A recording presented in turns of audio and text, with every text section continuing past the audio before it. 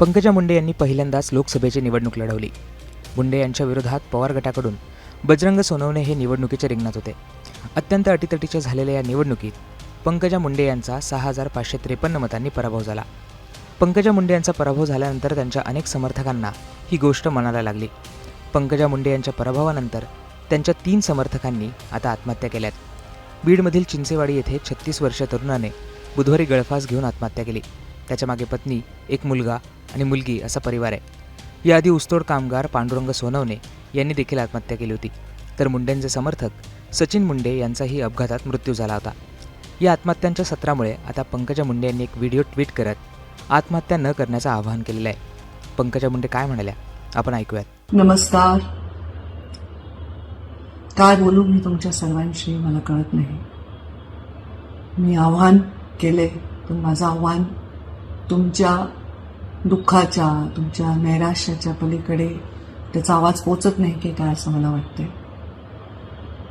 गेल्या काही दिवसात ज्या तरुणांनी आत्महत्या केल्यानं त्या आत्महत्येने मी जेवढी खचले तेवढं कदाचित कोणी खचलं नसेल. मी अहमदपूरमधल्या त्या तरुणाच्या आईला बोलले ज्या दिवशी घटना घडली. ती माऊली मला म्हणते, ताई तुम्ही टेन्शन घेऊ नका, त्याचा तुमच्यावर खूप जीव होता. अरे इतकं प्रेम, ह्याला शब्द मला सापडत नाहीये. कदाचित त्याला अघोरी प्रेम म्हणतात. ते तुम्ही माझ्यावर करताय.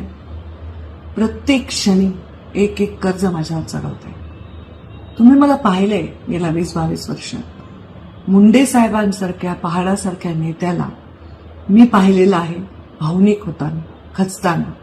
मी त्यांना आधार दिला. आधार दिला म्हणजे मी एवढी मोठी नाही की त्यांना आधार दिला, पण मी आधार द्यायचा भाव आणला. कारण माझ्या बापाला वाटू नये की मला मुलगी आहे आणि ती कोमल आहे. नाही बाबा, मी खूप कठीण आहे, मी खूप कर्मठ आहे, मी तुमच्यासाठी लढायला मागे पुढे पाहणार नाही.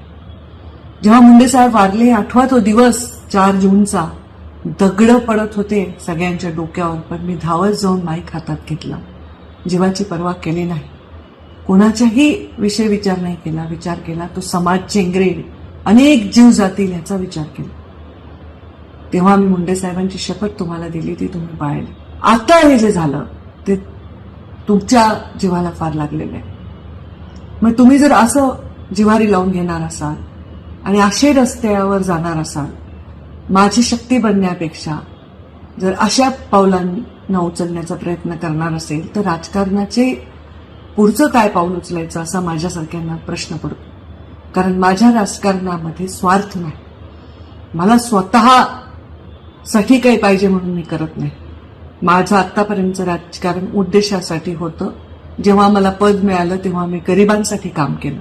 जेव्हा नाही मिळालं तेव्हा मी ती गोष्ट अत्यंत हसत खेळत झेलली आणि सकारात्मकतेने पुढे गेली. आणि हा पराभव काय आहे? हे राजकारण आहे. राजकारणामध्ये अशा वेळी येत असते. मला माहिती आहे की आतापर्यंतच्या इतिहासामध्ये अशा प्रकारे डायरेक्ट एखाद्या व्यक्तीला, एखाद्या वर्गाला, एखाद्या वर्णाला हीन लेखून कधी प्रचार झाला नाही. ते मनाला लागले, तुमच्या जिव्हारी लागले, मला मान्य. आपल्याला वंचितांचा आवाज बनायचा आहे. या संघर्षामध्ये आपल्याला त्या सगळ्यांना ताकद देणारी एक फौज बनायचा आहे. असं जीव देऊन भागणार नाही रे बाळांनो. मग मी कसं काम करू? मी तुम्हाला हात जोडून विनंती करते. मी तुमच्याकडे यायले पण माझा पायच उचलत नाही.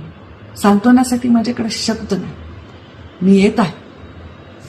कृपा करून, माझी शपथ आहे तुम्हाला, मी साहेबांची शपथ घालून पाहिली, पण माझी शपथ आहे तुम्हाला, स्वतःच्या जीवाला काहीही करून घेऊ नका. दरम्यान पंकजा मुंडे यांच्या आवाहनानंतर कार्यकर्ते काय भूमिका घेतात हे पाहणं महत्त्वाचं असणार आहे.